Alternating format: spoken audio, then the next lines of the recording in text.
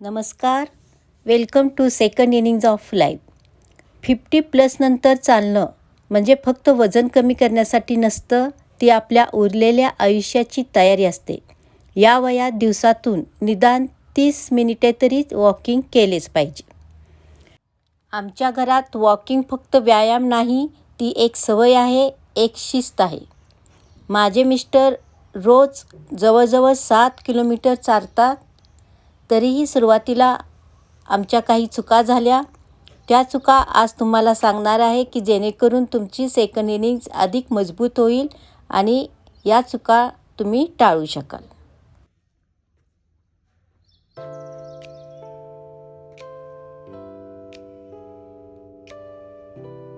वॉकिंगचे amazing फायदे आहेत. दररोज 30 ते 45 मिनिटे चालले तरी 200 ते 250 कॅलरीज बर्न होतात. त्यामुळे वेट लॉस होण्यास मदत होते, हृदय मजबूत होते, बॅड कोलेस्ट्रॉल कमी होण्यास मदत होते, हार्ट अटॅकचा धोका कमी होतो आणि डायबेटीस असेल तर शुगर कंट्रोलमध्ये राहते. सांध्यांची हालचाल होते.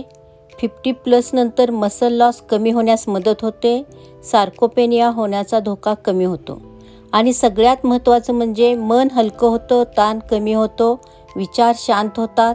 अजून बरेच फायदे आहेत. त्यामुळे डेली प्रत्येकाने कोणतेही कारण न शोधता 30 मिनिटे तरी वॉकिंग केलेच पाहिजे. परंतु वॉकिंग करताना कोणत्या चुका टाळणे आवश्यक आहे ते आपण पाहूयात. फर्स्ट मिस्टेक आहे फास्ट स्टार्ट. पहिल्याच दिवशी उत्साहामुळे आपण जास्त चालतो, परंतु ते चुकीचे आहे. सुरुवातीला 15 ते 20 मिनिटे नॉर्मल स्टार्ट करा. त्याआधी वॉर्मअपसुद्धा करणे गरजेचे आहे. हळू सुरुवात करून नंतर थोडा स्पीड वाढवत, नंतर एंडला परत थोडा स्पीड कमी ठेवला पाहिजे. मोकळ्या हवेत फिरले पाहिजे. नाकाने श्वास घेतला पाहिजे वॉकिंग करताना आणि समोर बघून खांदे स्ट्रेट ठेवून वॉक केले पाहिजे. मान खाली न झुकवता, मोबाईल न पाहता वॉकिंग केले पाहिजे. त्यामुळे लंग्सची कार्यप्रणाली सुधारते आणि आपला उत्साह आणखी वाढतो. सेकंड मिस्टेक आहे रॉंग फुटवेअर. पायाला संपूर्ण सपोर्ट देणारे लाईटवेट, फ्लेक्झिबल असे कॉटन क्लोथिंगचे बूट वापरले पाहिजेत.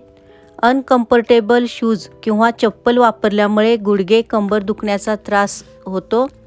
चालताना ही उत्साह वाटत नाही. नंतर थर्ड मिस्टेक आहे एम्प्टी स्टमक. रिकाम्या पोटी वॉकिंग केल्यामुळे एनर्जी लो होऊ शकते. सर्वांना हे लागू होत नाही, पण वयस्कर आणि डायबेटिक लोकांनी ही काळजी घेतली पाहिजे.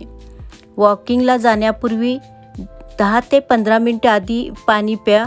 नंतर वॉकिंग करताना मध्ये थोडे पाणी हवे असल्यास पिऊ शकता, परंतु जास्त पाणी पिऊ नये.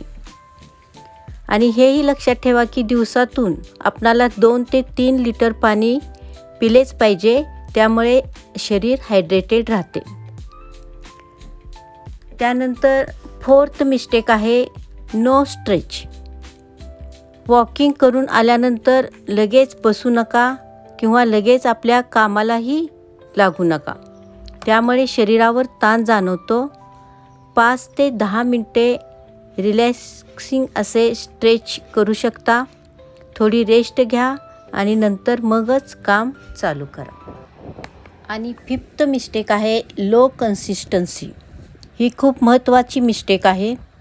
वॉकिंगमध्ये सातत्य ठेवणे फार महत्त्वाचे आहे. आम्ही कुठेही बाहेर गेलो तरी वॉकिंग करणे कधीही चुकत नाही. 3-4 दिवस वॉकिंग केले, नंतर ब्रेक घेतला, परत चालू केले.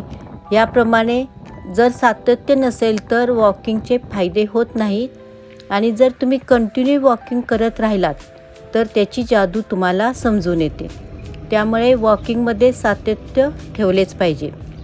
दिवसातून 30-45 मिनिटे वॉकिंग केल्यानंतर इतके फायदे मिळत असतील तर सर्वांनी हा सोपा, साधा, प्रभावी व मनाला शांतता देणारा वॉकिंगचा व्यायाम दररोज स्टार्ट केलाच पाहिजे. तुम्ही दररोज किती चालता कमेंट करून नक्की सांगा. भेटूया लवकरच. तोपर्यंत स्टे हॅपी, स्टे हेल्दी. तसेच आपली सेकंड इनिंग्स फॅमिली निरोगी आरोग्यपूर्ण राहावी म्हणून हेल्थ रिलेटेड असे व्हिडिओजसुद्धा आपण अपलोड करतो. ते व्हिडिओज तुम्हाला युजफुल वाटतात का? नक्की कमेंट करून सांगा. भेटूया लवकरच एका छानशा व्हिडिओसोबत. Till then take care and stay happy.